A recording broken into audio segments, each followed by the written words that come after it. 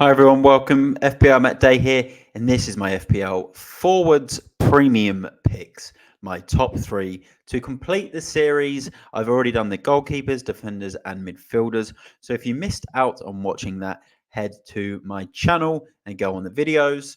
Before I start, if you're new, hit the subscribe button. Give this video a like and get any comments, questions, or thoughts in as well. I'm going to share screen straight from the Fantasy Football Hub. I am an affiliate this season, which I'm really proud of.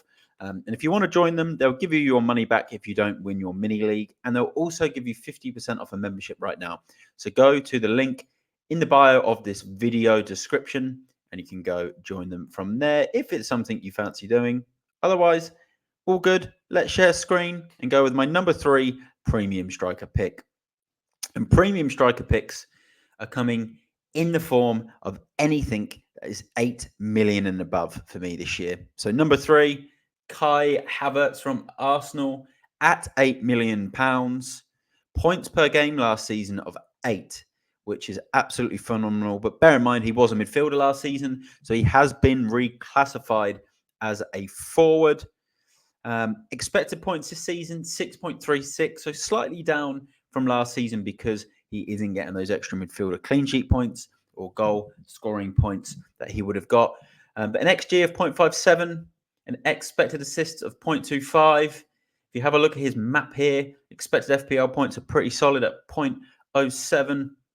Really good when it comes to touches in the box, shots in the box, and his heat map is a bit of everywhere. He's on that left, he's on that right, he's through the middle and in and around that box. And if you have a look, a lot of 6-yard box, 18-yard box activity, which makes him a really good pick at 8 million to get into that Arsenal attack. Fixtures, pretty good in the first 6. Look at those 3 home games, Wolves, Brighton, and Leicester.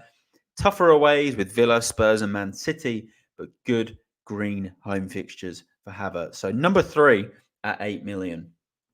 Let's go into my second pick, and you can see me typing it on the screen.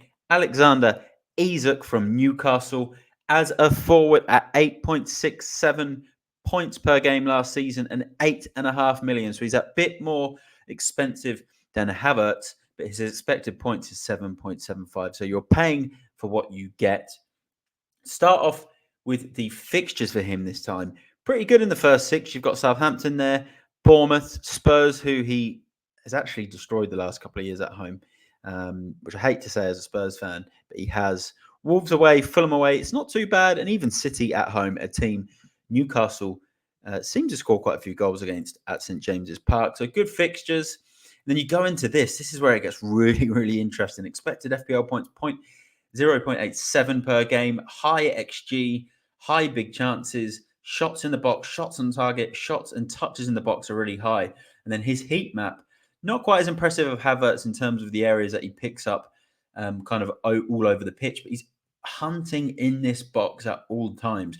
So he gets that delivery on this side from, say, Kieran Trippier or Livramento, whoever it may be this season. And then on the other side from Anthony Gordon, he will always be in that box waiting. And he also has the luxury of penalties. So for me, second place for the premium forwards. Strong XG as well, 0.97 expected per games.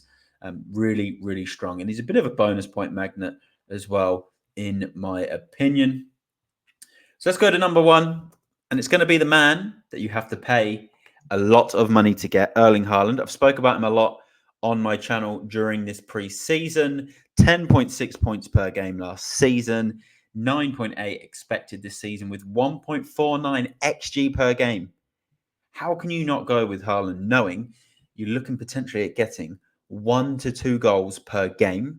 He is a captain option every single week. His price is 15 million. It is a lot, but it's only 1 million more than last season, and we still had him last season. Have a look at his map here. XG is high, 1.2 points per game of XG.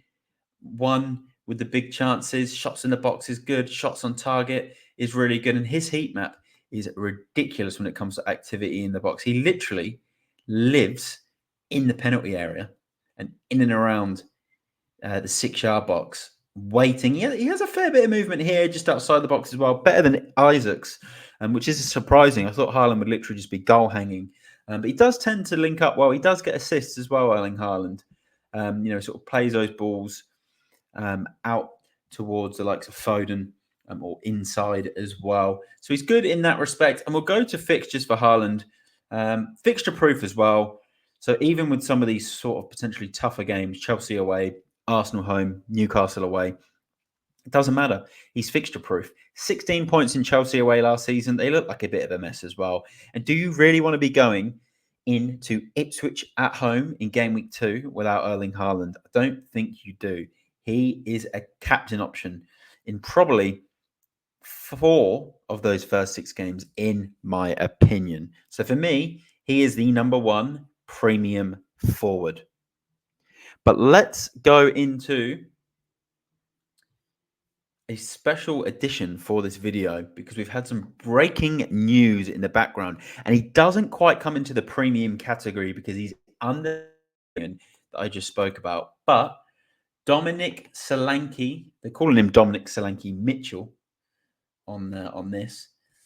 4.33 points per game in a Bournemouth team, 4.53 expected points.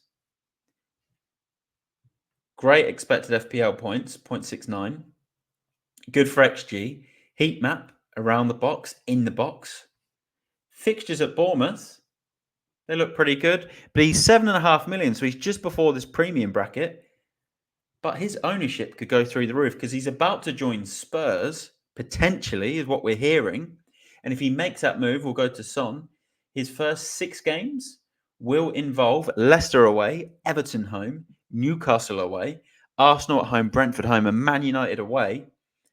Teams he can score against in an Ange Postecoglou team that create a lot of chances. Big potential at 7.5 million for Solanke. But unfortunately, he doesn't quite hit the top 3 premium picks. He was a limited edition, special edition pick for this video for those managers that have tuned in. He is, for me, a better pick than Ollie Watkins, who didn't make the top 3 premium forwards this year, which a lot of people probably find surprising. And Solanke comes in as a better pick than Watkins, in my opinion. Let me know your thoughts in the comments. Subscribe if you're new. Give the video a like, and I will see you all in the next one. Plenty of content to come. We're 1 week away from deadline. I can't wait. I'm FPLMattDay. Bye for now.